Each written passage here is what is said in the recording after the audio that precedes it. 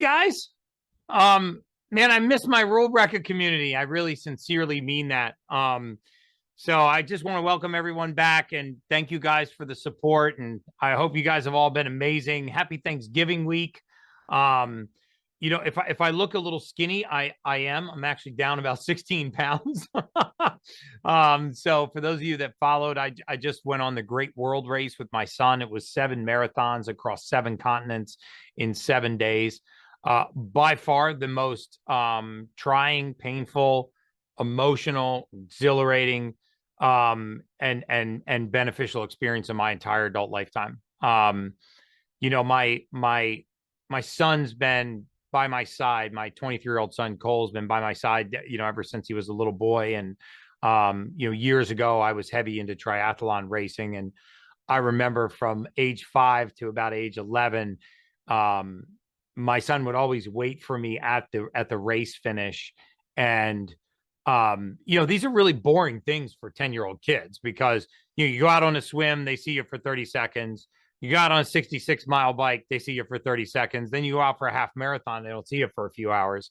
Um, but Cole never left the race finish, and he would stand there and wait until he could just see me off in the distance, and he'd sprint up to me, and then he would always sprint the last 100 or 150 yards with me. It's one of my greatest memories of him as a child. So to be able to go on this race and be by his side, while he accomplished his greatest goal, arguably the toughest race in the world. There were Olympians, gold medalists, bronze medalists, silver medalists, the world record holder in the men's marathon, the world record holder in the women's marathon, several world champion triathletes, 58 athletes. We started running marathons in Antarctica and didn't finish until we got back to Miami and ran one on every single continent. I did zero training, not one day on the treadmill, but because I'm the ultimate human, I was able to knock out 3 half marathons and a full marathon in Cartagena. So I'm pretty proud of that, but I'm down 16 pounds thanks to a lot of marathons, very little sleep, and a nice parting gift from South Africa, which was a South African parasite. And if you've never had a South African parasite, you got to try it sometime because it is the fastest way to lose weight in the world. That is a joke. It was the worst 48 hours of my life. My wife's been with me for 10 years and she's never once seen me sick. COVID was like a 48-hour headache for me. And I worked in a COVID clinic. And, I've always prided myself on having the iron immune system, but the South African parasite got me. But I'm back amongst the living, and thank you guys. A lot of you guys participated in the live stream, showed tons of support. So just thank you guys for that. Also, it's just a testament to your own conditioning. If you can just walk on and run a half marathon or walk on and do a full marathon, no training, it just shows the basic level of daily conditioning that we keep ourselves in. And so it was an incredible experience. I would love to hear if you guys have done something similar and what experience that you've had, even if it's not something like a race, if it was a meditation retreat. I've got a friend of mine on a 7-day silence retreat right now. Some of these things that really push you to the limits, physically and mentally, where you really find out, truly who you are. I started the marathon in Cartagena because I thought my son didn't have a chance of finishing. And I said to him at the beginning of that race, I said, Cole, if you don't quit on this race, I won't quit on you. And I kept my word to him, although I sincerely regretted that around mile 18. I wanted to say, hey, remember what I said at the beginning of the race? You mind if I just take that one back? I wanted to just say, hey, listen, if you want to quit, I'm all in. But we finished the marathon. He actually had the parasite at the time, so he's going into every porta potty along the race, vomiting, diarrhea, profusely sweating. I know there's probably more information you expected on this call, but just being next to somebody when they're reaching that deep, when they're in the pain palace, when they're pushing themselves to the limit, when they're beyond their mind's ability to keep them going, and all they have is their body left. It just shows you the resilience of the human body. It's just such a magnificent machine. But I'm fully recovered, and I'm super, super pumped to be here with you guys. So happy Thanksgiving. Let's get to some questions. I really would encourage you guys to ask your questions in the Rule Breaker community. We have Rule Breaker ambassadors who are so well versed in me and my protocols And there's a lot of really, really smart people in the Rural Breakfast, and they can help you. We actually had 130 questions for this month's call, and most of them were what I would consider the basic questions that the Rural Breakfast community can handle. We tried to sift through those and get to the more complicated ones, so I can I can answer those on the call today. Shout out to Colleen for setting this up. The Rural Breakfast community is alive, it's thriving, it's growing. As you know, the price is going up after Thanksgiving. So I appreciate the trust and confidence you guys have shown in me. I will always show up for you guys. I know $47 a month is an expense. There's other things that you could put that towards. So I intend to exceed, that value every month for you. And if there's ways that I can improve my communication with you or give you more service, then, please just let me know. I would like to get something off the table. You may or may not have already heard, but officially Sage and I have sadly parted ways with the company that we founded. In 2017, we founded Streamline Medical Group on an absolute dream. I left the mortality space as a mortality researcher and decided I wanted to spend the rest of my life helping people live healthier, happier, longer, more fulfilling lives. And by the grace of God, my girlfriend, now wife at the time, decided to go on this journey with me. She liquidated her savings. She liquidated her life insurance policy. And we leased a little sliver of space in a strip mall. It was bankrupt Vitamin Shop in a strip mall in Naples, Florida. And we had to convince a doctor to come in and practice for us. And we found a local doctor. We started practicing. We hired a PA. Eventually, 6 months in, we were able to, hire a front desk receptionist. And, a year later, we were financially against the wall. And I don't know if I've ever told this story. I rarely tell this story, but we were financially against the wall, and we had to make the gut-wrenching decision to sell our primary residence in order to cover our payroll. And so if any of you are entrepreneurs, you know exactly where we were at that time. And if you've succeeded after making the ultimate sacrifice like that, then my hat is off to you. Entrepreneurialism is not for everybody. If you want to be an entrepreneur just because you don't want to work 9 to 5 or answer to a boss, that is the wrong reason to start a business. You got to be an entrepreneur because you have a seething passion and a purpose, and you believe that you're doing God's will for you, because otherwise, when the moments when they get really, really dark will break you. And anyone that tells you that you can start a business with your spouse and separate work from pleasure is lying to you. We had good days in the office. We had good days at home. We had bad days in the office. We had bad days at home. But we built that into a thriving business with, more than 100 employees, doing 150 million in revenue, serving more than 150,000 patients in the last 7 years. So I'm very, very proud of the work that we did there. But every so often, visions just don't align. There'll never be a time in the balance of my adult lifetime where I will put profits over people. And when the conversation is solely centered around profits and going public and making the 4 or 5 people at the top of the company very, very rich, which I appreciate. I was one of those 4 people. And we don't talk about mission, vision, values, impact, and how we're going to serve patients, then we have, philosophical differences. Does not mean that the people that are still at 10X Health, which are some of the people that were with me when we started our clinic, are not good people. The clinicians are amazing. The supplement line I designed myself. It's an excellent supplement line. Some of the greatest, people on the surface of Mother Earth are working at that organization. So don't worry about having to leave 10X Health. I've got big things ahead. You'll hear about them shortly, as you can probably imagine. There are some contractual nuances that we need to work through, but I truly believe that if you don't stand for something, you stand for nothing. And for the rest of my life, I'm going to follow my heart, and I'm going to follow what I believe to be God's plan for me, which is also my passion. So if you have any other questions, you can submit them to the team. They'll be happy to answer those. But 10X Health is going to go along its merry way, just not with Sage or myself or our 2 children. So we got some great questions. I think if you tune into these questions, you're going to find that these are they're difficult questions, but these are a lot more common than you might think. So I hope that you guys get a lot out of today's Q&A. I'm hopefully going to have some time at the end to actually open it up to some live questions. Those are my favorites. I love seeing people's faces. I love hearing your stories. You guys have been just amazing, by the way. I really want to send you a heartfelt thank you. I see you defending me on social media. Without my request. I see you really putting good energy and really kind comments into our chat. I see you really following, some of our challenges, like our gut health challenge. I see many of you actually going back and doing challenges that we did before you became a rule breaker. Lots of you have gone back and done the cold plunge challenge on your own, the 10,000 step challenge on your own, the sleep challenge on your own. That's what they're there for. They're free. They're meant for you to download and benefit from. Share them with your family. Let's make this year the year that we give the gift of health, right? And let's normalize being healthy, right?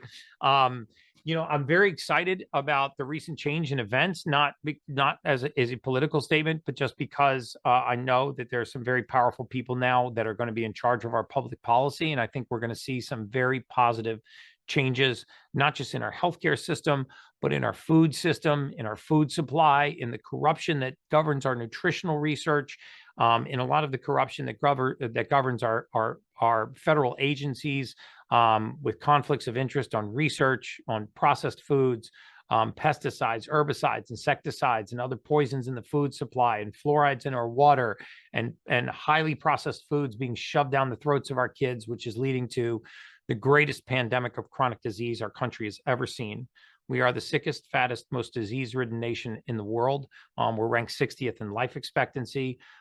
We lead the world in maternal mortality, infant mortality, morbid obesity, type 2 diabetes, multiple chronic disease in a single biome, and childhood cancer, which is at the highest rate it's been in recorded history. For the first time in our nation's history, life expectancy is actually going backwards. So something has to give. When 77% of our military-aged men and women cannot pass a simple physical exam to enter our military, this is a national security risk. It's a risk to the future of our children, to your families, to my family.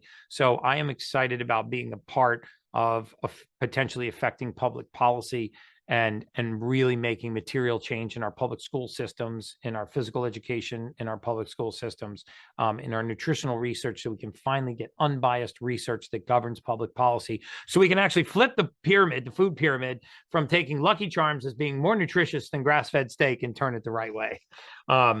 So I am actually super, super excited for what lies ahead in 2025. And I plan to take all of you guys with me and share all of my research with you. The team at The Ultimate Human is growing. Our functional medicine clinics are growing. I have lots of big announcements coming as soon as I work through some of those details. So let's get to some questions, guys. Again, I just need to put the disclaimer. I am not a medical professional. I am not licensed to practice medicine. I'm not a physician. So none of this should be construed as medical advice. I will give you my opinion based on the research that I have read and assimilated, my experience having run a functional or owned a functional medicine clinic since 2017 with lots of phenomenal physicians who are licensed to practice medicine. So many of you have already benefited from this. And philosophically, my sincere belief is that disease and pathology is not something that happens to us. It is something that happens within us. And it happens within us because we deprive our bodies of the raw material it needs to do its job. And very often, your state of optimal health is only a few nutrients, minerals, vitamins, amino acids away from where the state that you're in right now. My belief is that more than 60% of us are walking around at 50% of our true state of normal. We've forgotten what normal feels like because we have just deprived our body of raw material. It is just phenomenal what the human body can do when you put the raw material it needs back into the body to do its job. So the first question was, what should I do about my H. pylori diagnosis? So H. pylori is a bacteria called Helicobacter pylori. It's the leading cause of ulcers. The majority of people have it and are asymptomatic. So if you're positive for H. pylori, it doesn't mean that you're at a risk for stomach ulcers unless you have an H. pylori overgrowth. So it's very common for us to have Helicobacter pylori, but Helicobacter pylori, amongst other things, can eat away at the mucosal layer in the stomach, the barrier that really protects the stomach wall skin from the stomach acid. And when that layer erodes, stomach acid lays right against the wall of the stomach. These are generally painless ulcers. In very severe cases, that stomach acid can start a stomach bleed. The stomach bleed can actually perforate in extreme cases, but Helicobacter pylori is at the root of this erosion of the mucosal wall in the stomach. So 3 things that you can do. Number 1, you can do antibiotics. I'm not a big fan of antibiotics, but that's going to be the first line of defense that your primary care physician recommends. The other thing that you can do is you can drink very high pH water. I'm going to have my team put a link into something called a hydrogas generator. It's about $178. I have one on my counter in my kitchen. You can buy them on Amazon, and essentially it looks like a fish bubbler. I would also be drinking hydrogen water, but this looks like a fish bubbler. You put it into your water, you run it for about 8 minutes. You add drops of methyl silica, which come with the hydrogen gas generator. It's dirt cheap. And what this does is it raises the pH to about 13, which is very high pH. It restructures the water, so it loosens the bonds between the hydrogen and the oxygen. Most people think that water is H2O. It's not. It's HOH. This hydrogen and oxygen, this OH never releases. This hydrogen ion usually does, which is why excess hydrogen gas and hydrogen ions are very good for you. If we can loosen this bond, we can increase the ability for that water to not only be hydrating, but if we increase its pH, lower its surface tension, it has a tendency to make a very unfriendly environment for bacteria like Helicobacter pylori. There are also some Helicobacter pylori cleanses that you can get online. Pure Encapsulations makes one of them, a powder. But really what we should be doing is looking upstream at why would I have an overgrowth of Helicobacter pylori? The general reason is highly processed foods and too much refined sugar. This is the same thing that causes candida, that causes something called SIBO, small intestinal bacterial overgrowth. If you've ever had any of those conditions, you know how just terrible they can be. You know, you have a severe pain right here in below your stomach, and again, the general course for that is antibiotics. I would also increase your intake of fermented foods, kimchis, pickles, and sauerkraut, even sourdough bread, homemade sourdough bread, or fresh organic sourdough bread. Not all bread is bad. Sourdough is actually a live bread. If it's made properly, it's actually very good for you, and it doesn't have the high glycemic profile that other white breads have. So eating a lot of probiotic and prebiotic foods really does help with all kinds of bacterial overgrowth. You see, when you restore the normal flora, they keep the bad flora in check. What happens is when the bad flora rise, they start to drive our cravings like sugar and other cravings, hunger cravings. They interrupt the GLP-1, the glucose-like polypeptide response, which actually gives us a satiation response and makes us feel like we're constantly hungry. This is why highly processed diets, calorie for calorie, cause people to overeat versus highly whole food-based diets. I hope you guys all tried the Ultimate Human bars. I got lots of great feedback on those. Guys, that is guilt-free snacking. It is guilt-free eating. You can even use it if you need to skip a meal. That is nothing but pressed whole food. I encourage you, when you get it, to flip it over and read the ingredients. I'm very proud of the ingredients on the back of those. All organic, non-GMO, plant-based. They are, there's no artificial binders, no artificial flavors, no artificial colors, and no artificial sweeteners in that. It is just simply pressed whole food. So I'm very, very proud of myself for those. I have terminal ileum Crohn's, and I'm currently on an immunosuppressant medication. I'm considering starting BPC 157. What dosage would you recommend? Should I take it in a capsule or oral spray form? Also, do you recommend using ToxyPrevent alongside Gut Defense and Gut Restore? So the way that you use Gut Restore, and remember, these are the body health products. We use some of these on the Gut Health Challenge, guys, if you're not familiar with them. So let's walk through each of these questions. The first one was about BPC 157, Body Protection Compound 157. It is a gastric peptide, technically a gastric pentadecapeptide. You don't need to know that. I just want you to know I'm smart. The peptide BPC is actually synthesized from gastric juice. It is extraordinarily good for your gut. It is one of the few peptides that's tolerated very well orally.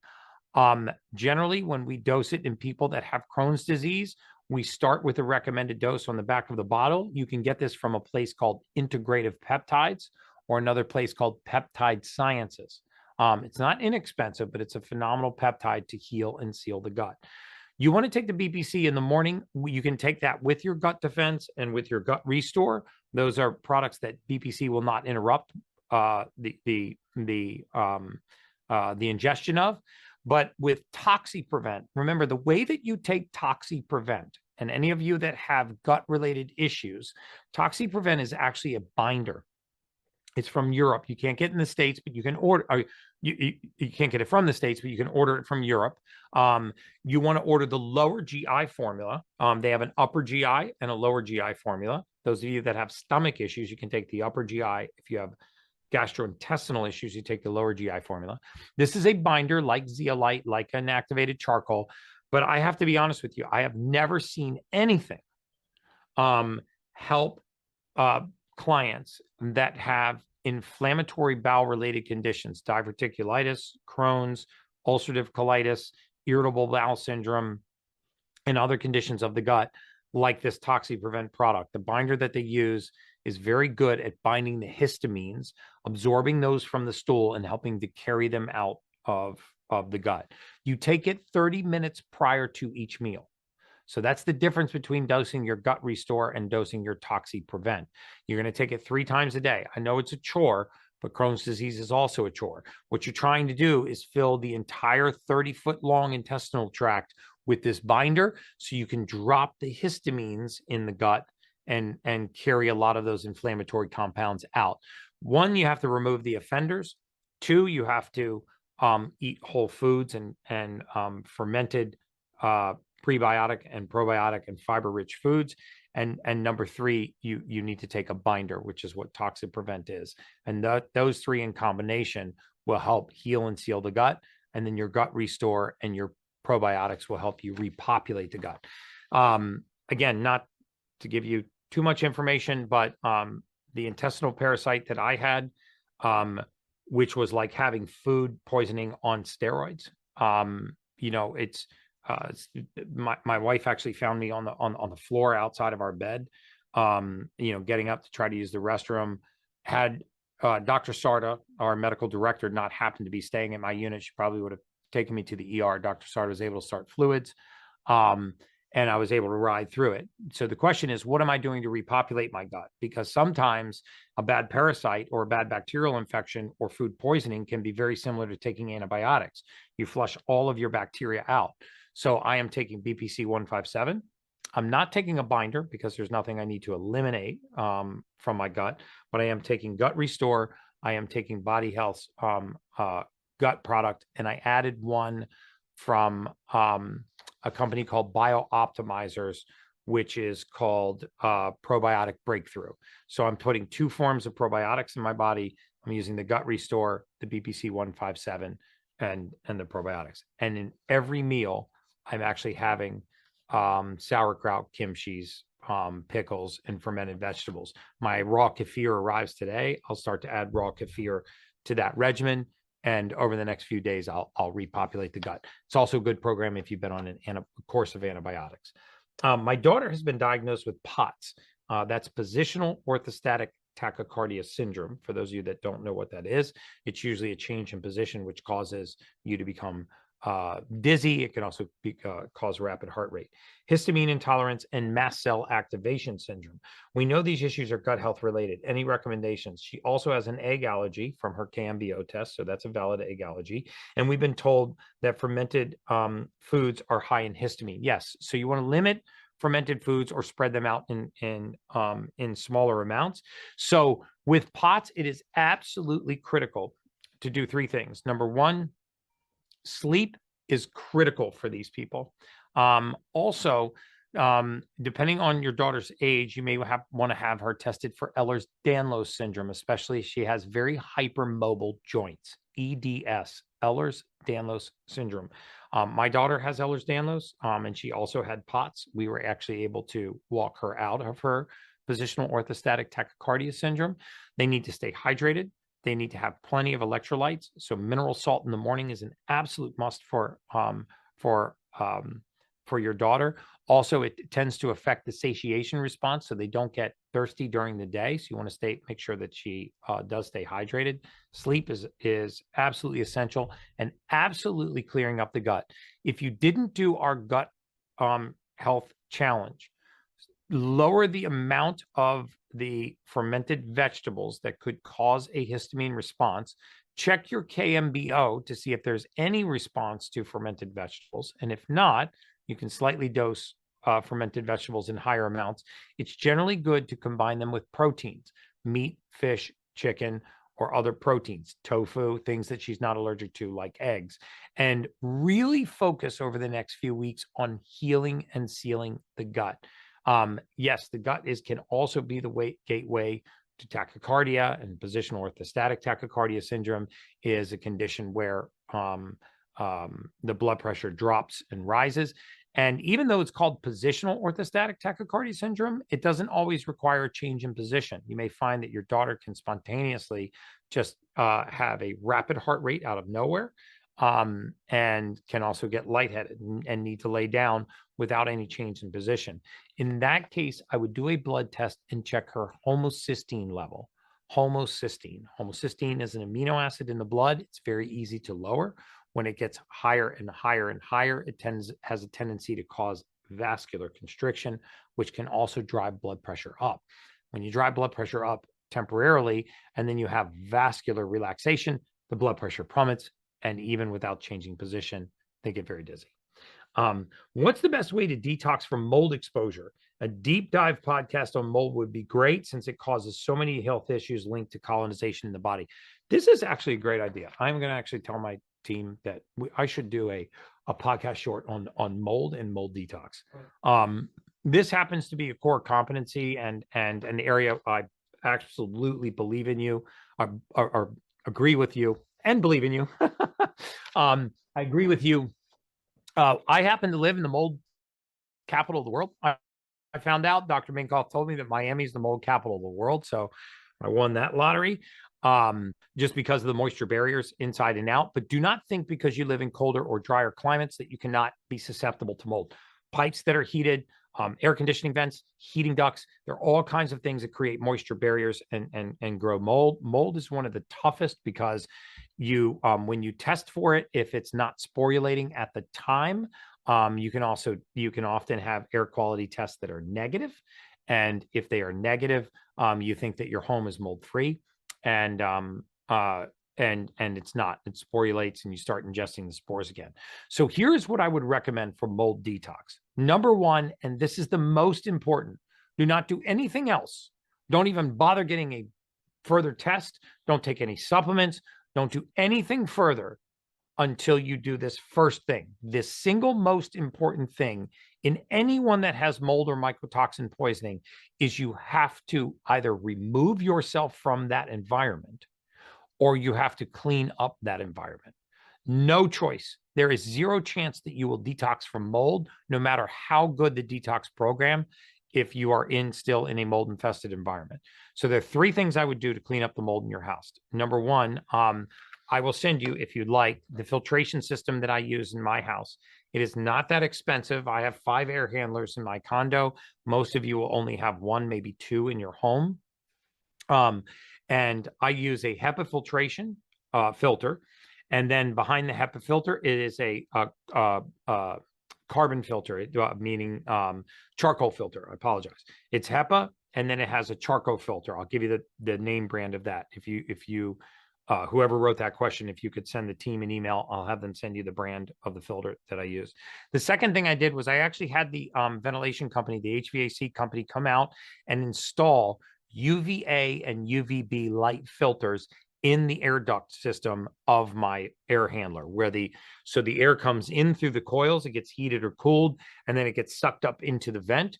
I had a UVA UVB light, which you can't look at, but it's inside the casing of your HVAC system.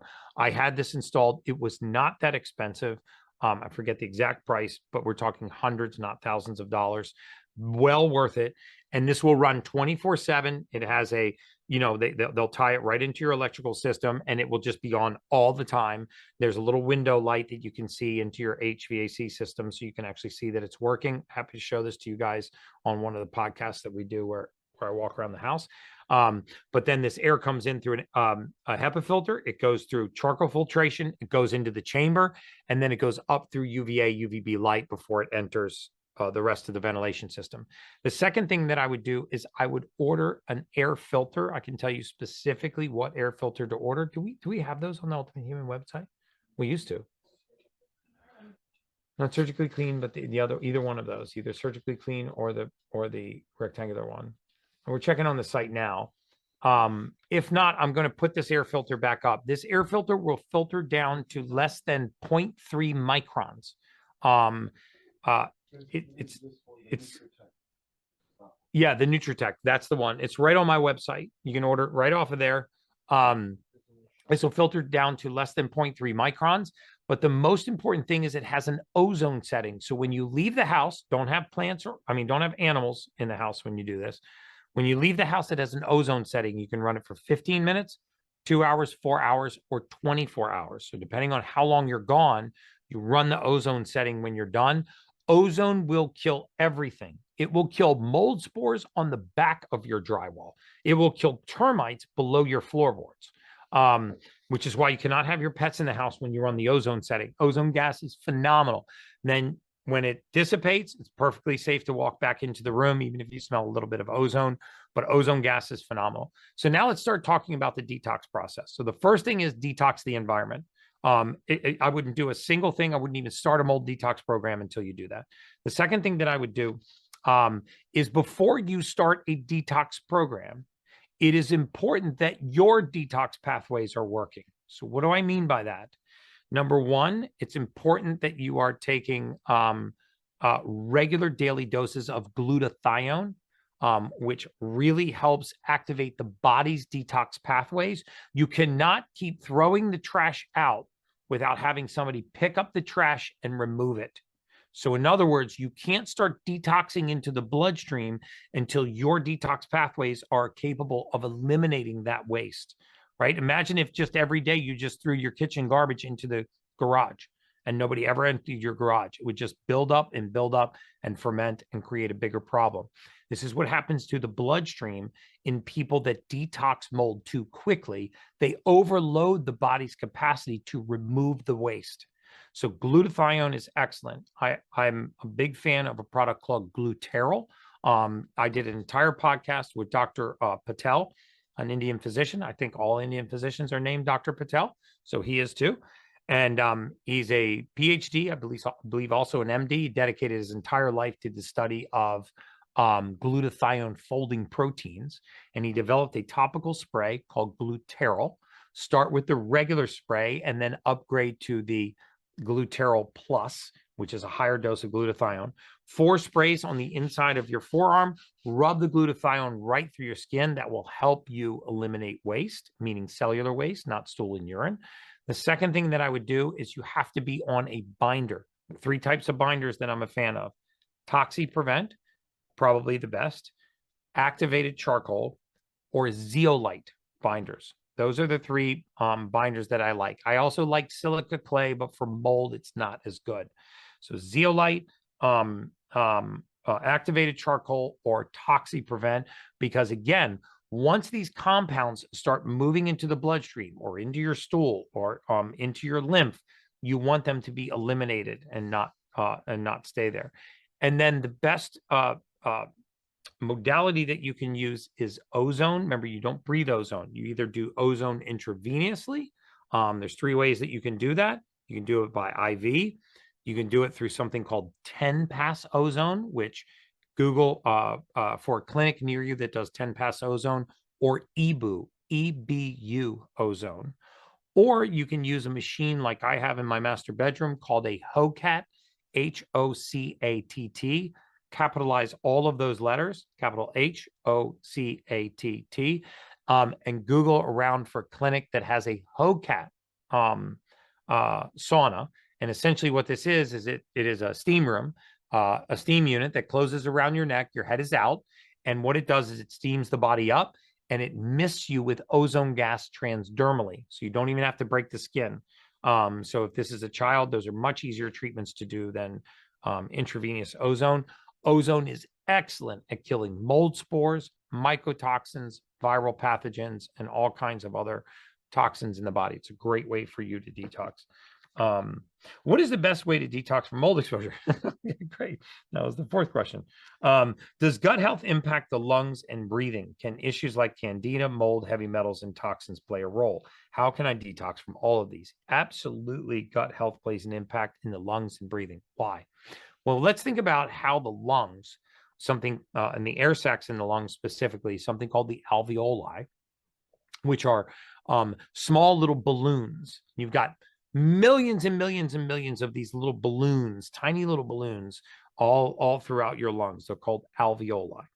What happens to alveoli? You got to think about, how is it that I can breathe air into my lungs? It can enter the fluid in my blood, and somehow I don't bleed back into my lungs. Well, the reason for that is because the microcapillaries that service your lungs are so small that they actually do not allow blood to seep through the tissue back into your lungs. So this gives you an idea of the kind of microvasculature that is surrounding your lung tissue, meeting these alveolar air sacs and taking gases from inside your lung and moving that gas into the bloodstream, specifically into a red blood cell. So let's say that you have severe candida, which raises your histamine level, that raises something called your C-reactive protein, a nonspecific marker of inflammation. Let's say that you have other gut-related issues causing inflammation that is causing these inflammatory compounds to spill over into your gut. One of those conditions called leaky gut is where bacteria and other contents that should remain inside of your gut leak through the luminal wall of your gut and into the bloodstream. What happens when they get there? They cause inflammation. And what is most affected by inflammation? It's not like your aortas, right? It's not the big arteries and the big veins that you can see in your arms and your legs that are visible. It's the microvasculature. The microvasculature is very susceptible to inflammation. Remember, microvascular circulation is 70% of our body's circulation. Your heart only circulates, I know you guys hear me say this all the time, but it's an important point, only circulates 30% of the blood in your body. People go, what? No, your heart does not pump blood to your entire body. None of us on this call right now has a heart that is strong enough with one ventricular contraction to pump blood all the way to the tips of your toes through all of the arteries and capillaries in your brain, liver, lungs, pancreas, kidneys, and everywhere else. The way that this circulation is done is by an activity called vasomotor. Think of a snake swallowing a mouse. Think of a peristaltic kind of motion. Okay, this is how red blood cells leapfrog their way to your lung, exchange gas with the lung, and take that gas, dump carbon dioxide, grab oxygen, and go back into the bloodstream and transport oxygen around. So imagine a microcapillary thinner than a human hair, so thin that only a single cell at a time can actually leapfrog through that capillary system.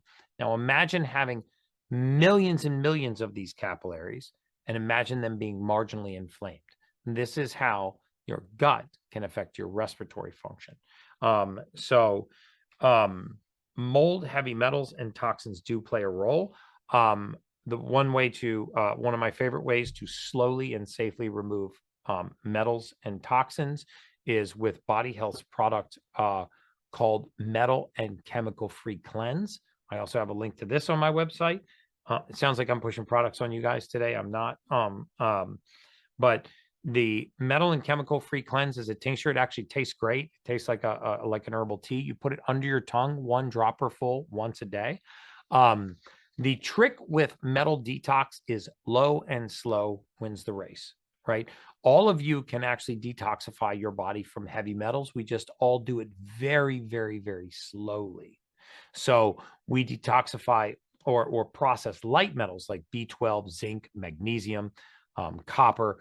We use these metals very efficiently in the body. When they become heavy metals, like aluminum, lead, and mercury, these have a tendency to accumulate. So chelation therapy is one way to do it, but remember, chelation therapy is not specific to heavy metals. It will bind all of the metals. So unless you're in an acutely toxic position, you have severe heavy metal poisoning like mercury toxicity or lead toxicity, my personal belief is that chelation should be your second choice, using something like a metal and chemical free cleanse, which won't even interrupt your daily life, is the best way to detox those. My blood work indicates that I'm low on D3. How much D3 per day is too much? And what is the optimal ratio of D3 to K2? I am super glad you asked. And thank you for also adding K2 to the D3. So remember, D3, also called cholecalciferol. There's two types of vitamin D. There's a vitamin D2 and a vitamin D3. D3 is the most important one. It is also the only vitamin that human beings make on our own. You don't make any other vitamins, guys. If I checked the blood work of everybody on this live right now, you would have hundreds of vitamins in your bloodstream, but your body's only capable of making one, and it's vitamin D3, which we make from sunlight and cholesterol. So just think for a moment, how important must that nutrient be to human health if it's the only one my body makes on its own? Okay, so just marinate on that for a second. It's critical. So D3 is best if you get a D3 test, because you said your blood work indicates that you're low on D3. So I'm going to address the level on your test. D3 goes from 30 nanograms per deciliter to 100 nanograms per deciliter on the on blood work. The ideal functional medical range is generally agreed to be between 60 and 80 nanograms per deciliter. So you want to get to between 60 and 80. That usually takes a minimum of 5,000 IUs, international units, 5,000 IUs of vitamin D3, and I would say a minimum of 80 micrograms of K2. If you are not using my vitamin, which is the 10X one, and you're using a different K2, when you look at the back of the label, I want you guys to look for the word cholecalciferol, CHOL, cholecalciferol. Okay, that's vitamin D3. And you want to look for K2, but you specifically want this version. So please write this down.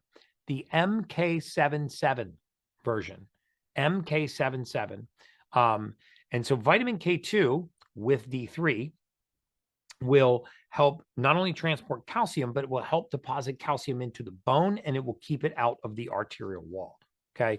I take 9,000 IUs of vitamin D3 daily. So if you are below 40, it's safe to take 9,000 IUs of vitamin D3 daily, still 80 micrograms of K2.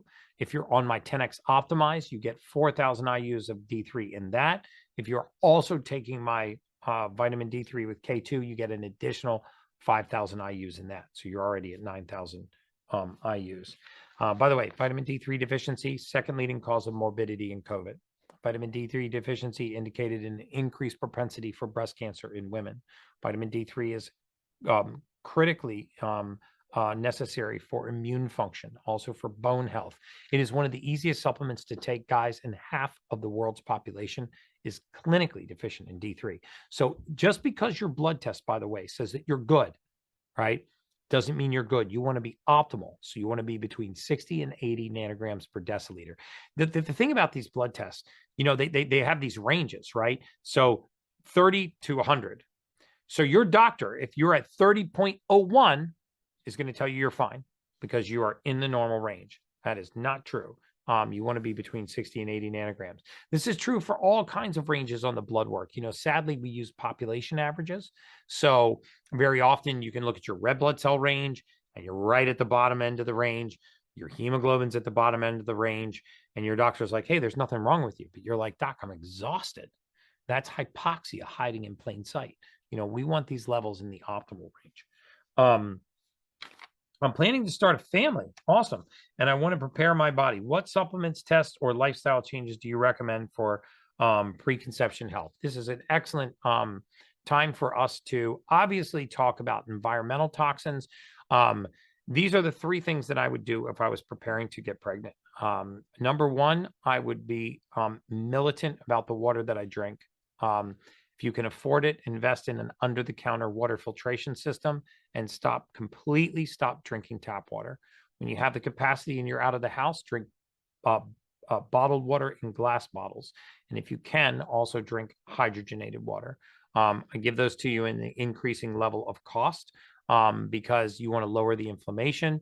You want to stay hydrated. You want to get the chlorine and the fluoride, the microplastics, and the pharmaceuticals as low in your bloodstream as possible, because these do actually cross the blood-brain barrier. So number one, I would be filtering my water. Number two, I would start taking a methylated prenatal vitamin. Thorne has a great one. It is a prenatal, not MethylGuard Plus. Anyway, Thorne has a great a prenatal. So does Pure Encapsulations. I have no affiliation with those, but they are methylated prenatals. It's okay to take those even before you get pregnant. Term prenatal kind of makes people think we don't start taking them until we're pregnant. It's a great way to prepare the uterine wall to make sure that you have good, healthy cell wall adhesion. The other thing I would do is I would eliminate all processed foods and seed oils. I would militantly remove seed oils from your diet. Be careful. They hide in salad dressings, ketchups, all kinds of places, but these are very pro-inflammatory. I would focus on a clean whole food diet. You don't have to be a vegan, a vegetarian, a pescatarian, paleo, keto, none of those things. You just need to eat a whole food diet. Filter your water, filter your air, and then also get a methylated multivitamin. Congratulations on starting a family. I've done gene testing, supplements, but the 5-MTHFR protocol and peptides, but I'm not seeing results. Now I'm being told I can't heal without addressing the vagus nerve. What's going on? I'm struggling with fatigue, anxiety, and emotional challenges, but I don't want to rely on medication. So let me just try to figure out if I can see what's wrong with you. And peptides, but I'm not seeing results. Now I'm being told I can't heal without addressing the vagus nerve. So I'm not quite sure what you mean heal, if you're healing from. So it sounds to me like you're recovering from some kind of injury. I'm going to take a stab at this one. If you're the person that wrote this question, if you could give more context to my team, I'll try to give you more details on the next call, because it says that you're healing from something. I don't know if you've had nerve damage or brachial plexus damage, but the vagus nerve is one of the nerves that helps can be one of the root causes for anxiety. If you've done gene testing, you've been on the supplements, you're on the methylation protocol, and you're also on peptides, but you're not seeing results, I'd like to know what you're not seeing results with. And addressing the vagus nerve sounds to me like there's some kind of disruption in the vagus nerve. This is there's two of them that drop down the neck and they go and they innervate all throughout the gut. This is how neurotransmitters get from the gut up into the brain. That's the actual pathway that they take. The vagus nerve is what also makes us nauseous. If you've ever heard of somebody having a vasovagal, that's when people can pass out from the sight of blood or from the thought of being stuck with a needle. Some people can, pass out if they see, a loved one in pain or a child in pain. They often get nauseous. That's the vagus nerve. There are some good vagal nerve stimulation devices out there. I'll give you a link to some of the ones that actually will help stimulate the vagus nerve. You put them around your neck. They have two little balls that send frequency into the vagus nerve and can put you from a sympathetic into a parasympathetic state if you're struggling with anxiety and you have a vagal nerve issue. My entire family has sciatica nerve pain, and physiotherapy does not work. Epidural injections in the spine twice a year does work, but we don't want to do it. Any other suggestion? This sounds somewhat physiological to me, but it also sounds like you could have, especially if it's bilateral and it's familial, sounds to me like you have undiagnosed hyperhomocystinemia or undiagnosed some kind of inflammatory condition that has gone undiagnosed. Here's the three things that I would do. I would have your C-reactive protein checked. I would have your homocysteine checked. If you have high homocysteine, start taking trimethylglycine. If you have high C-reactive protein, take a gut binder.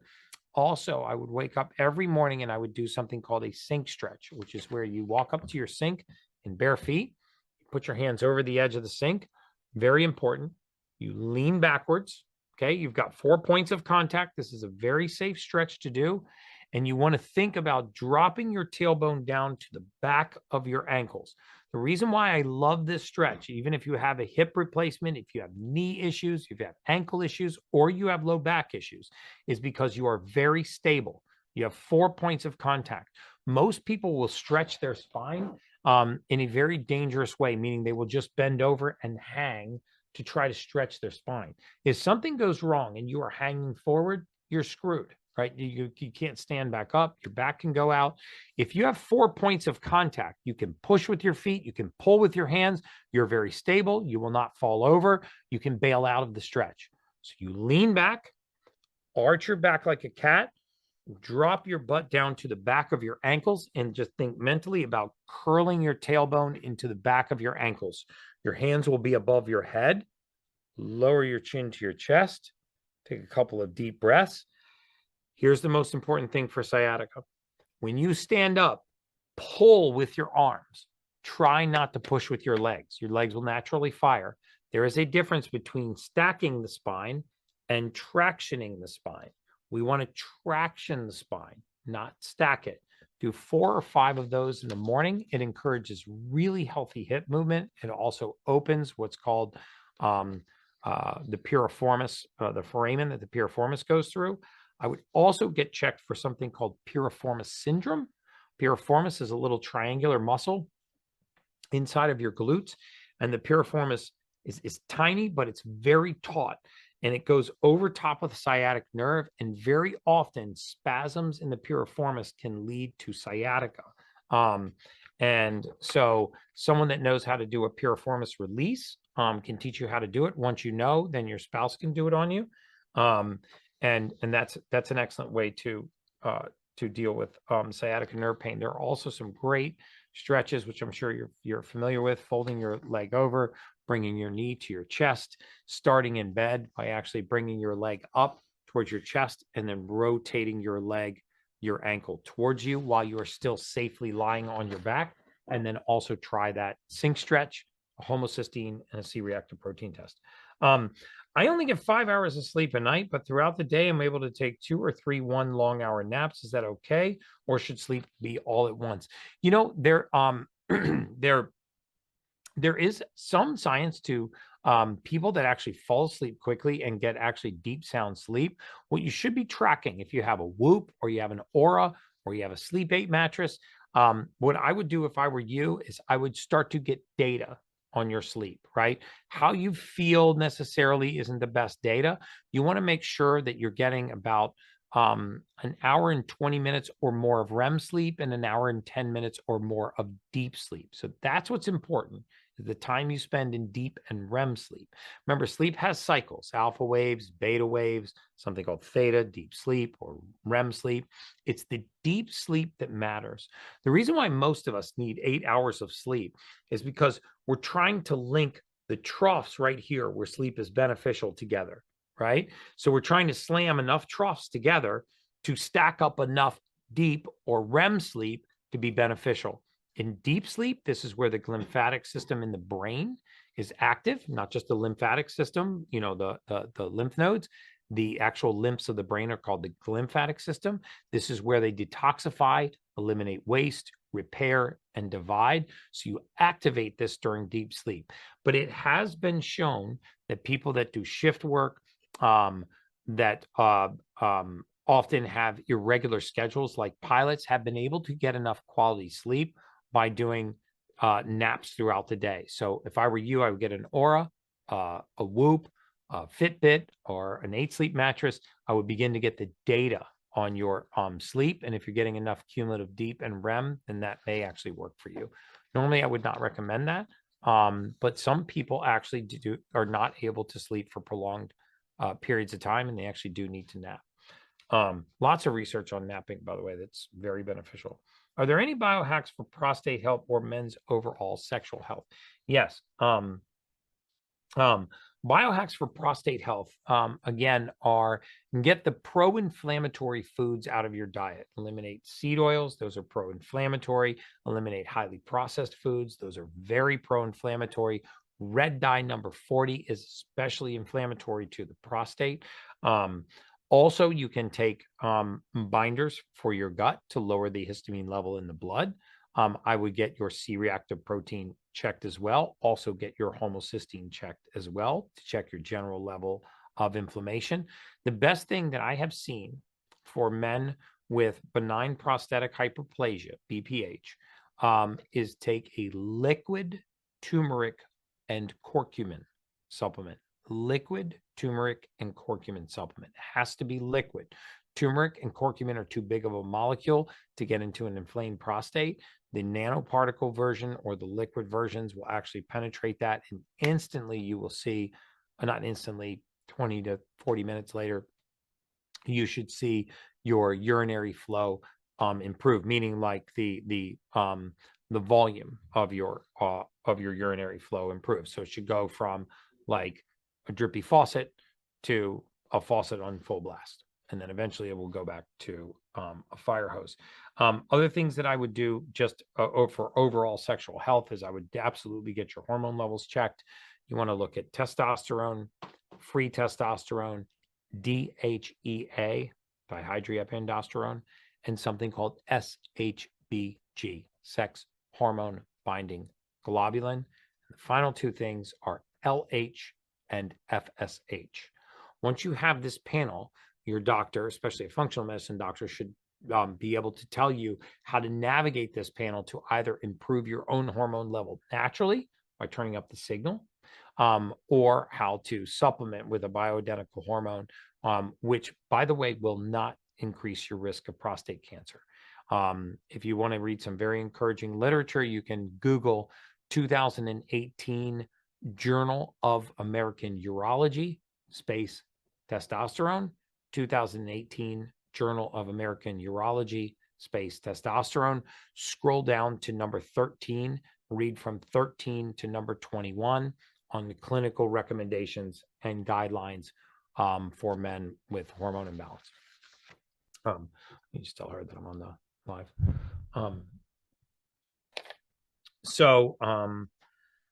Are there any biohacks? I'm 42, a mom of 4, and a small business owner. I had a lot of trauma in my life. How can I help my body overcome it with supplements? So my number one recommendation for you would be focus all of your energy on sleep. And that sounds like an oxymoron to a mother of 4, but to the extent that you cannot delay after you put your children to bed, getting to bed yourself, and because I know that they run your schedule. You probably don't run your schedule. You are a glorified taxi cab. I have raised 3 children myself.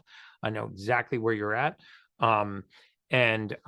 So the most important thing that you can do to heal and recover, not only from trauma, but to recover from exhaustion, is be kind to yourself by getting adequate sleep. 3 things I would do. If you haven't taken my sleep challenge, you don't have to go through the whole challenge, but go download that guide. You're a rule breaker. It's free.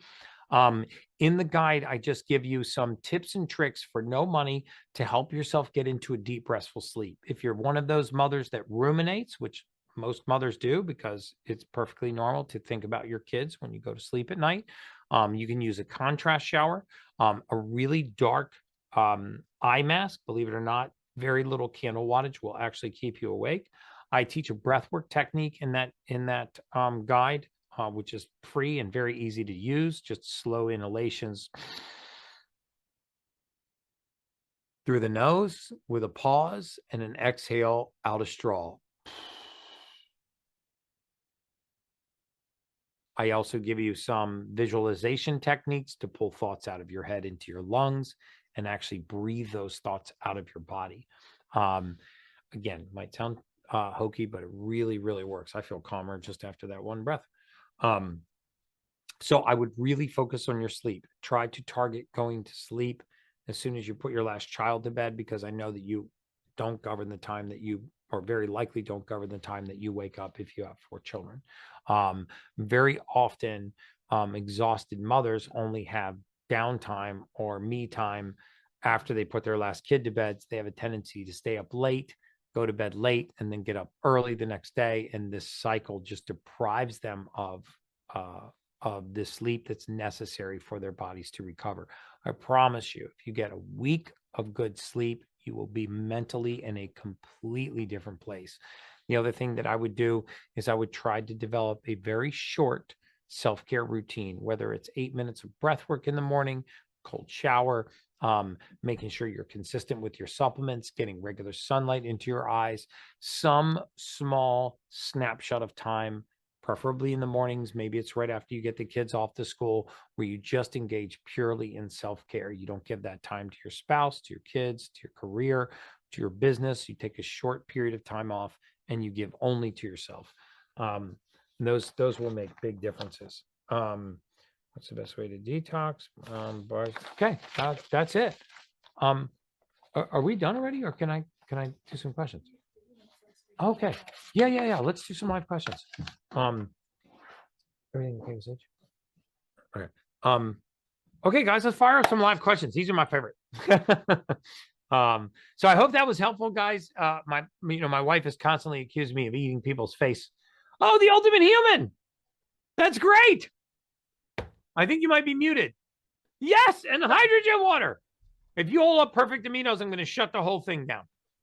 I'd have to run and get it. Okay.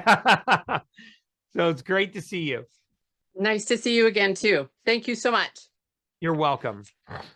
So I know that I have the MTHFR gene along with the COMP gene. Okay. So I'm not detoxing very well, and I'm assuming that's how I kind of got into this situation. Mm-hmm. Then we've also found mold. I'm filled with myotoxins and the candida, and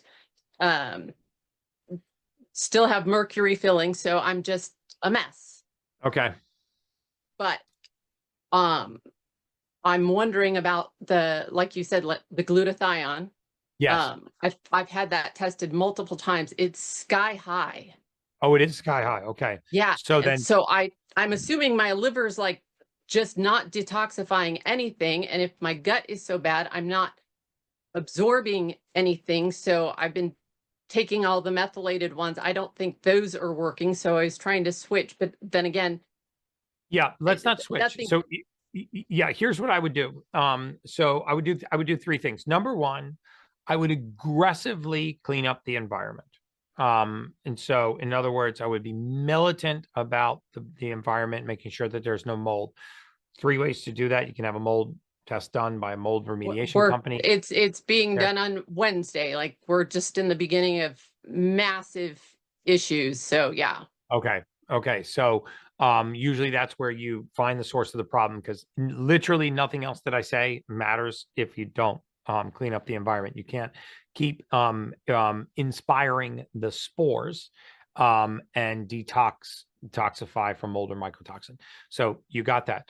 I would, in the room where you spend the majority amount of your time, probably your master bedroom, I would get that air filter that goes down to 0.3 microns, and I would run ozone when you are out of the house, even if you leave for 15 minutes, 30 minutes, or a couple hours during the day. Run the ozone setting. The more often you run that, the less mold, mycotoxin, or spores you'll have in your house, even if your remediation company missed them. That is a question, because I just bought one this week. It's very difficult. Most of them are illegal in California. You can't get them. So I did find a company that does water. Mm-hmm. You put the hose in the water and it makes it similar to the hydrogen water. Okay. That's great. Is that safe to drink? Can you do ozonated water with hydrogenated Yes. hydrogenated water? An ozonated water. Yes, you can drink Yeah. ozonated water. It doesn't taste the best, but it's actually perfectly fine for you, right? Okay. Just remember not to breathe directly the ozone gas. That can be caustic for the lungs. But yes, you can make ozonated water. That's actually very good for you. So yes, you can drink the ozonated water. Again, not to give too much information, but these are the rule brecas. You can do ozone vaginally. You can do it rectally. Or you can do it through the ears as well. You just don't want to breathe it. Usually the machines that do the ozonated water have attachments for other mechanisms of doing ozone, vaginal insufflation, rectal insufflation, or through the ears. Those attachments are usually included. Those are excellent ways to get ozone gas into the body. Also in California, depending on where you are, I am sure that there is a functional medicine clinic that can run ozone IVs as an EBOO or a HOCAP machine, and you can usually access these on a membership basis. And I would think about going 2 to 3 times a week for 3 to 4 weeks, and then rechecking your mold toxicity levels. Super, super important. If your glutathione is very high, that's a good sign that you got some detoxification binders. You want to be taking a gut binder when you're on your mold detox protocol. My recommendation would be ToxyPrevent, but if you can't get ToxyPrevent, a charcoal binder or a zeolite binder, Zeolite, right? Because you want to get the histamines and other things out of your gut. The cardinal sin that most people make when they try to remediate themselves from mold is, number one, they don't remove themselves from the environment. That's the most common one. Number two is they detox without having their body prepared to take what it's detoxing from and eliminate it, right? There are plenty of mold detox protocols. People get very, very sick on these because you can't just dump it all into the bloodstream. So glutathione, if you've had that tested, great. Binders are excellent ways to make sure that you don't overload the body with histamines, because remember, just like candida die-off or mold or mycotoxin or spore die-off, when these things get into the blood, they're going to cause inflammation, right? So you want your body ready to eliminate those. Zeolite, charcoal, activated charcoal, or ToxyPrevent, great ways to keep your gut full of binders that will help eliminate these. Hydration with hydrogen water is another excellent way. Transdermal ozone through a HOCAT, EBOO or 10-pass ozone intravenously, or if you're able to do it home, see if it comes with a vaginal, rectal, or insufflation. So one last point with all of that, the doctor just recently diagnosed me with the SIRS, and wants me to go on to an all carnivore diet. That's fine too. Well, I'm not breaking down proteins. Why are you not breaking down proteins? Well, from the way I understood the MTHFR gene, and the weight loss that I've had, the second I stopped doing any kind of carbs, which just in this last week, I've lost 3 more pounds. So I don't know how. So that is definitely a gut microbiome issue. That has nothing to do with the genetics. That's a gut microbiome issue. Remember that it's the bifidobacteria that are taking the proteins, breaking them down into amino acids, and moving the amino acids into the blood. So super important that you take perfect aminos. You can either take the capsules or you can take the powdered form, because then you will not become amino acid deficient, because if you're protein deficient, you are amino acid deficient. I would also begin to take digestive enzymes with your meal, because digestive enzymes will begin to break down the proteins for you. So the best way to take digestive enzymes is what they call midstream. So if you're eating a meal with protein, BioOptimizers has one called MAS enzymes. Body Health has digestive enzymes. Is the one I've been taking. Okay, that's a great one. Midway through your meal, you take 2 of those capsules and swallow them mid-meal. Okay, not at the end of the meal or before the meal. Swallow them mid-meal. This will actually help you emulsify and break proteins down into amino acids. And I bet the next time you got your blood work done, you'd see your protein content go back to normal. That's a gut bacteria issue. Okay. Thank you. Awesome. You're welcome. Thank you for the t-shirt too. Yeah, you're welcome. I love seeing that. Hi there. Is it Heather? I think you're still muted, Heather. I could see you talking, but I can't hear a thing.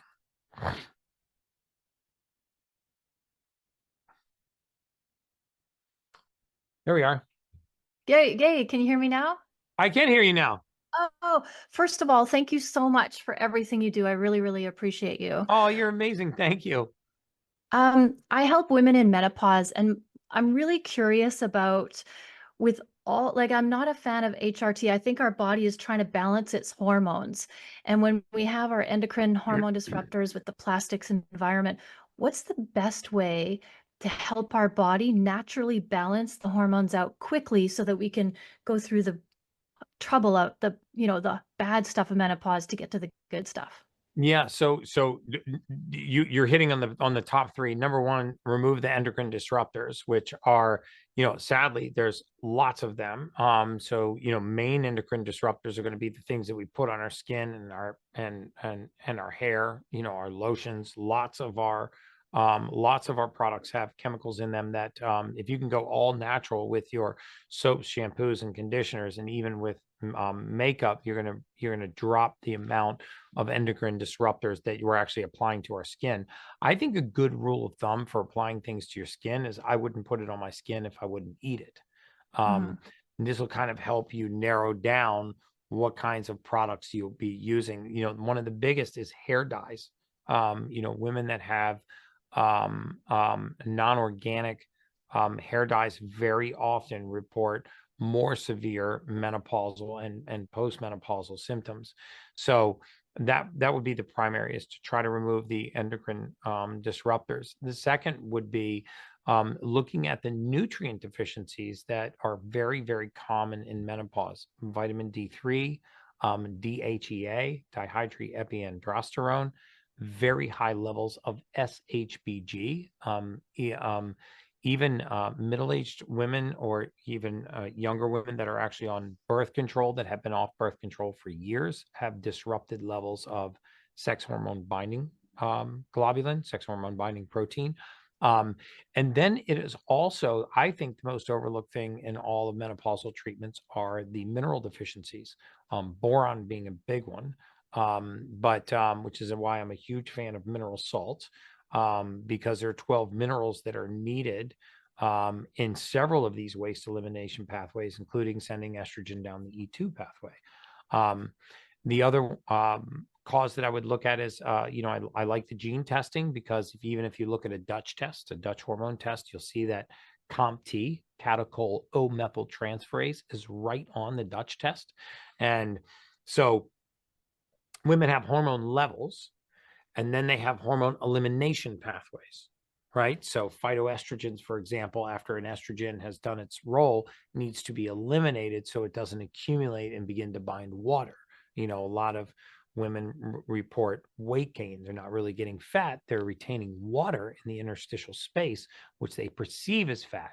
And then what they do is they begin to starve themselves, because they think that they're fat, when their estrogen is out of balance, they're estrogen dominant, and they're retaining water.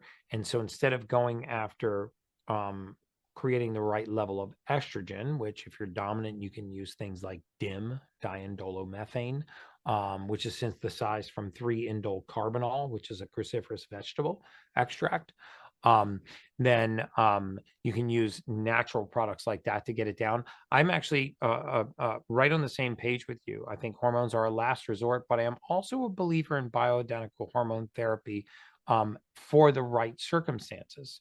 Some women have true endocrine hypofunction, and they're not able to normalize their levels naturally, because they just have abused their endocrine system for so many years, not intentionally. So big things are: remove the hormone disruptors, to fix the gut. 3, look at the main nutrient deficiencies: DHEA, boron, sex hormone binding globulin. Those are critical to optimal levels of hormone balance. Third, I would, especially if you're using something as sophisticated as a Dutch test, a periodic urine test, which I think is the best way to look at females cycling, the cyclical nature of their hormones to make sure that they are monophasic in the same phase and not aphasic, out of phase. What's interesting is most of the time, clinicians that I see in the space are trying to treat the hormone levels, and we should not be treating levels. We should be treating ratios, right? If you look at the normal range, for example, of a menopausal female, it's perfectly normal for estrogen to be in the high teens. It's perfectly normal for estrogen to be in the 400s, depending on where she is in her cycle. So who's to say that, 168 or 222 or 317 is high or low? Well, you don't know. You have to look at the ratio of that hormone to other hormones and make sure that the hormones that move, including luteinizing and follicle stimulating hormone, that move women through the different phases of their menstrual cycle, from follicular to ovulation to luteal, are in the same phase. So very often in the blood work, one of the things that I see are not hormone levels, but hormone ratios that are out of balance, right? Females want to look like this going through cycles, right? When they start to look like this is when the husband leaves the house. Right. Right. And this is where she leaves her own body. Right. And so ratios are more important than levels. Hormone disruptors first, nutrients second, gut third, and then finally hormone replacement therapy at the very end, bioidentical hormones at the end. Oh my gosh, that is so good. Thank you very much. Thank you. I love when you guys get excited about this stuff. Hi there. Hi. Well, first of all, I wanted to say thank you for everything you do, and I've been very invested in all of this stuff. So just wanted to start with that. Yeah. So I'm going to try and make this as concise as possible. I'm 25 years old, and I've been dealing with Hashimoto's issues for about 10 years. And I'm on Tirosint, have never felt good. And my endocrinologist have always just kind of brushed it off. Everything's normal. More recently, I've gotten a mold, glyphosate, and Lyme diagnosis as well, which I've been working on through ozone therapy. But sorry, my cat. I saw that. Yeah.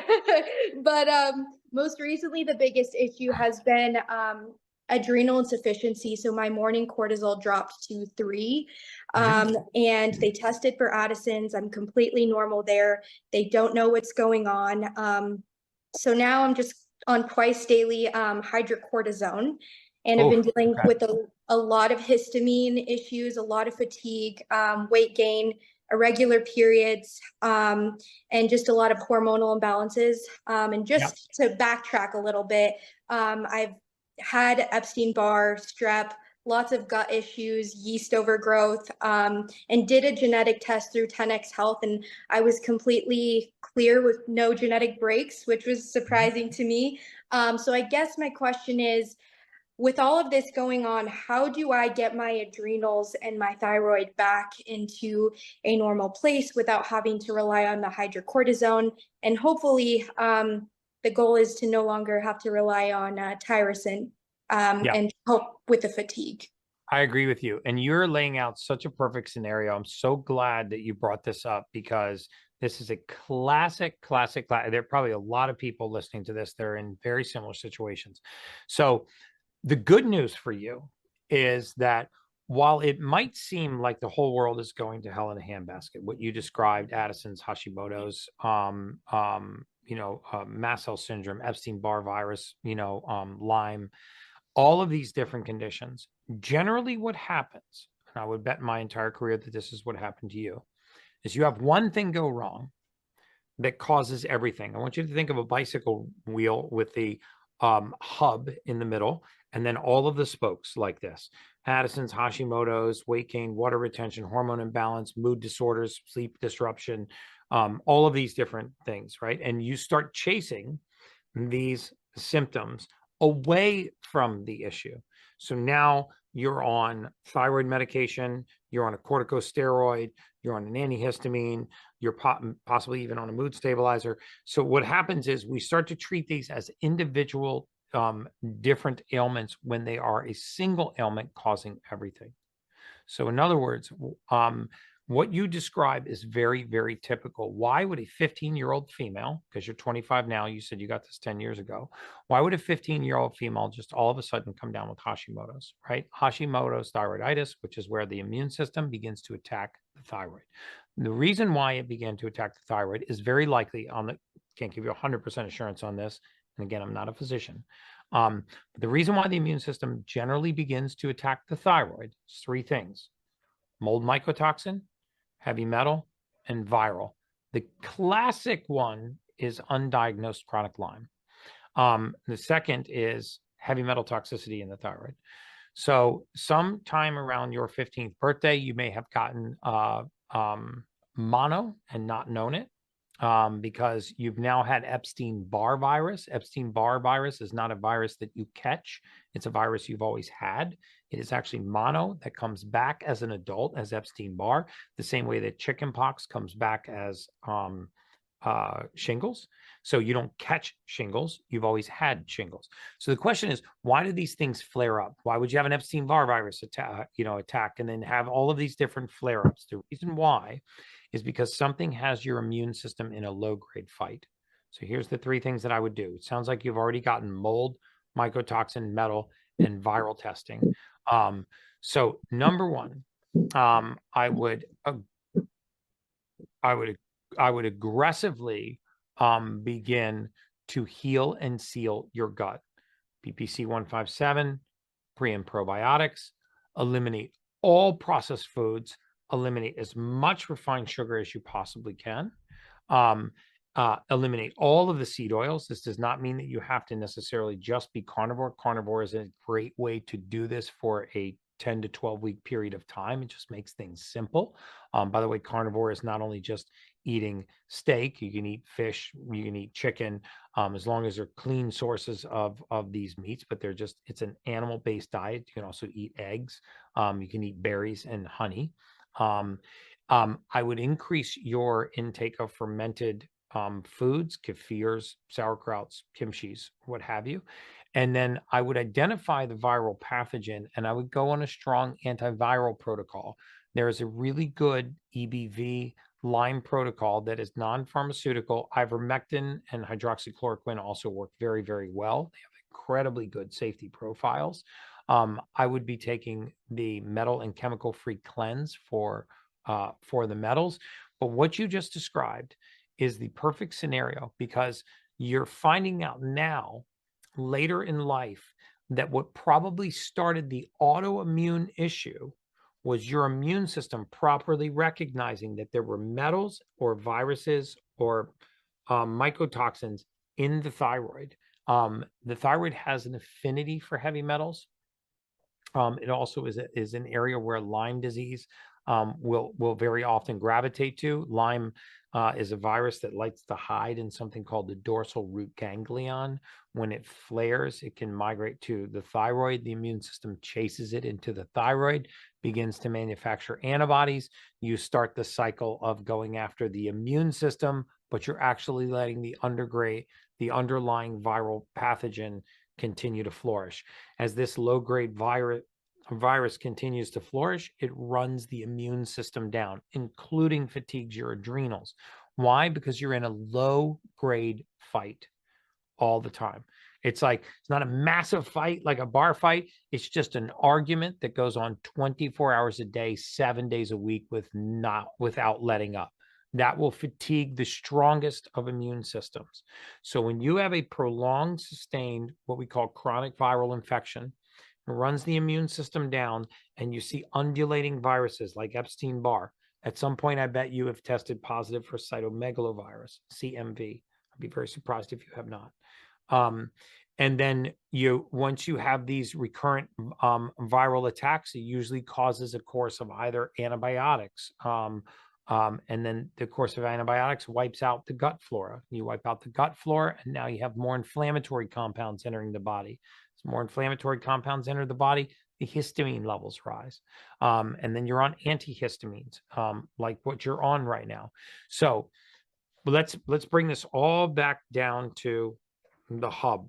What is the commonality between all of these things? My opinion, again, I'm not a physician, But in my opinion, this would be the low-grade viral infection that started this whole party, and very likely is low-grade Lyme. And so I would go on a Lyme detox protocol. There are good EBV protocols that you can order that are also great for Lyme, as is ivermectin and hydroxychloroquine. I would begin a mold and metal detox protocol. I would absolutely be taking a gut binder prior to each meal, and I would also be populating my gut in the morning and the evening with something like gut defense and a good probiotic like what Body Health uses. I would also be taking digestive enzymes at every single meal, really be monitoring your sleep, and then activating your normal detox pathways. What are your normal detox pathways? Stool, urine, sweat. So the more regular you are with your bowel movements, the more hydrated you are flushing your system, specifically with hydrogen water with minerals. And if you can get yourself into a sauna 2 or 3 days a week or more, you will accelerate this process. The more that we can tap into the body's natural detox pathways, the faster this process can resolve itself, because we want to take as much pressure off the immune system as we possibly can. So, restore the gut, begin taking a binder, repopulate the gut, activate your normal detox pathways, meaning try to be as start monitoring that you're regular with your bowel movements, you're urinating frequently, and your urine is close to being clear. So lots of hydrogen water, lots of minerals. You can add perfect aminos to that water as well, and then activate the other detox pathways like sweating, which is a really, really good one. Even if you have to join a local gym that's got a sauna, they're really excellent for detox. I also might add to that the metal and chemical free cleanse for Body Health, and topical spray glutathione to get your natural detox pathways working. And then you monitor your viral load levels. Remember, you're going to be IgG positive, which is the latent virus, tells you are, already had it. But you want to watch your IgM levels, your active levels, where your antibodies are actively involved in a fight. And you want to look at your total viral titer. How high is the total viral load? And what you want to see about every 90 days is that viral load just dropping marginally. Carnivore diet is also excellent for this. It takes all of the inflammatory compounds out of your diet and allows your immune system to focus, but it's got to be clean carnivore. Grass-fed meats, pasture-raised eggs, line-caught fish, free-range chicken, clean, whole animal-based foods. One of the reasons why we go clean, whole, animal-based is that a lot of the plant species will aggravate these, and you don't know which one unless you get really sophisticated gut testing done. So I feel like I just ate your face for 5 minutes, but that would be my recommendation. We got one more question? All right. Guys, I hope you guys are getting a benefit out of these. I try to be as thorough as I possibly can with you guys, because I think this is really where the rubber meets the road. And the rest of you rule breakers that have been with me for a while and know the answer to some of these questions, help these folks out. Let's build a real community around each other. Some point I'm going to design a retreat so I can meet all of you. We're going to meet up somewhere and we're going to spend a weekend together having an absolute blast. But what I love is when Colleen tells me she's monitoring this Rule Bracket community, and you guys are in there helping people like answer questions that because you've been with me longer than other people, and you're actually helping your fellow Rule Brackets along. Happy Dad, what's going on, man? Hey, I got the same hat. Yeah, I love those guys. yeah, they're great. I actually want to start off by shouting out Colleen. She's been amazing with the whole Rule Brecas, really facilitating everything. She really is. She makes She was a Rule Breca. Yeah, it's so awesome. She actually really helped me out do the 5K run too in Toronto. She helped connect me with Cole, and yeah, she's just the best. But that's awesome. Yeah. First, just want to start off by saying, praying for you and Sage, and your family going forward. We're with you all the way. You've been so amazing to all of us, and we'll follow you wherever God decides to take you. But yeah, we're here with you. Thank you. That really means the world to me right now. Yeah. So I struggle with anxiety a lot, and I saw a podcast or a short that you did talking about I believe it was 5-methylfolate, and how that can really help break down catecholamines. I do take uh what's it called, the 10x Optimize. yeah, the optimized. Mhm. So my question is, I know that there is 5-methylfolate in that, but if I'm looking to attack anxiety and mental health, would I benefit from taking more than just what's in the optimized? Yes, yeah. yes. And I would start by adding a capsule in the morning, and then I would also add a capsule at night before bed. My wife used to have the most, Sage, and if she were here, I would say this too. She had one of the most ruminating brains, I've ever met. So she would lay down at night, her mind would wake up, she would begin to ruminate on thoughts.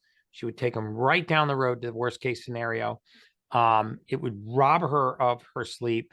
Now she keeps 5-methylfolate right on the dresser, and it quiets the squirrels in her head. Remember, excess catecholamines is the genesis of anxiety.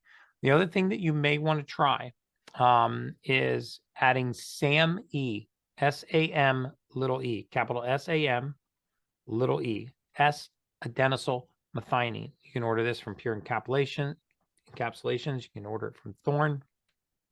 And take one capsule in the morning upon waking. If that in 24 to 48 hours improves your mood, you'll notice right away. You'll be like, wow, I actually felt really good today. That is another one of I put that in, generally at the end after we've done the 5-methylfolate. That is probably the second most necessary methylated nutrient in the human body, and it's usually deficient in COMT variants. People that are what we call vet or mal. So I would add the 5-methylfolate. Very, very safe to do. You'll know right away if it's working or if it's not. And SAM, same thing. The good news about these nutrients is that they have a tendency to work right away, right? If it is because of a deficiency and you fix the deficiency, then the benefit shows up right away. And I mean, 24 to 48 hours. And if you have a not so good reaction, then you stop and your body usually flushes it within 12 to 24 hours. So you're not in some kind of prolonged purgatory, like you can be with medication. So the nice thing about these is that they are metabolites. The body recognizes them, can eliminate them as waste, and we can experiment, for lack of better words. I don't like to use that term, but we can experiment a little bit. Negative reactions are short-lived. Positive reactions are felt very, very quickly. It usually doesn't take weeks or months for you to build up a positive tolerance. Awesome. Thank you so much, Gary. You're super welcome, brother. Hopefully I'll see you on one of our runs. Yes, sir, you will. All right. Take care. Guys, amazing. I really want to thank you guys. You have no idea what this community means to me. And, we really are beginning to build this community to the point where you guys are really starting to help each other. And that's what I'd love to see, because as I've said before, I'm one man. I'm going to do as much as I can. I have endless energy for this. I will never, ever, ever tire from being in service to humanity and trying to help get this message out. But the more Rural Brecca's challenges we do, the more that you engage with the physician community and the scientific community that I bring to the table for the Rural Brecca's, the more you guys get to interact with our podcast guests, the more you get to interact with me, the more armed you are to go out and help me change the face of humanity by getting this information out to the masses. So I want to just say thank you to all of you. Some of you today, when I did the post today, about my departure from 10X Health, sent me some of the kindest DMs and put some of the kindest messages onto Instagram in the public domain. And I can't tell you how much that means to Sage and I both. we're just deeply appreciative of that. I'll continue to give you guys 110%. Help me grow this community. Let's get the word out.